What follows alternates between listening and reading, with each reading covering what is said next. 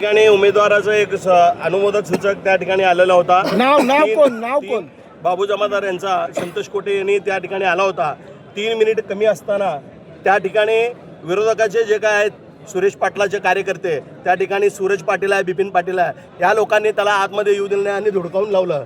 हे अतिशय म्हणजे लोकशाहीचा गळा दाबणारा आहे। त्या ठिकाणी पोलिसांनी सुद्धा ते बघितलेलं आहे, पण त्यांनी आत येत असताना त्याला बाहेर काढलेलं आहे। या गोष्टीचा मी निषेध करतो आणि या संदर्भात मी कोर्टामध्ये न्याय मागण्यासाठी 100% जाणार आहे। पोलिसांसोबत तुमची हुज्जत झाली? पोलिसांसोबत हुज्जत झालेलं नाही। पोलिसांना सांगत होतो 3 मिनिट कमी असताना त्यांनी गेटवर आला होता, त्याला येऊ देत नव्हते। त्या पद्धतीनं तिथं जे जे कोणी होते त्यांच्यावर कडक कारवाई झाली पाहिजे। आचारसंहितेमध्ये अशा पद्धतीचं उल्लंघन करणं हे म्हणजे ते एक प्रकारे 100% गुन्हाच आहे। आचारसंहिता भंग झालेला अशा पद्धतीचं मी या ठिकाणी सांगतो आणि त्यांच्यावर योग्य ती कारवाई झाली पाहिजे। या माध्यमातून मी या ठिकाणी कोर्टामध्ये न्याय मागणार आहे। उमेदवारी मागे घेण्यासाठी ते तयार नव्हते ना, पण निघून गेले तिथून। तसं नाही आहे, तुम्ही बघितलं नाही, तुम्ही त्या ठिकाणी तुम्ही त्यांना विचारू शकता। त्यांनी फक्त विषय कसा असतंय 3च्या आतमध्ये जर तो उभारलेला असला, उमेदवार येत होता, उमेदवार येत असताना उमेदवाराला वेळ झाला तरी ते तिथं चालू शकतंय। या संदर्भात आम्ही प्रयत्न करत होतो। त्यांनी त्या ठिकाणी आलेलो असताना मेन दरवाजासमोर उभारून त्यांना धुडकावून लावण्याचा प्रयत्न केलाय।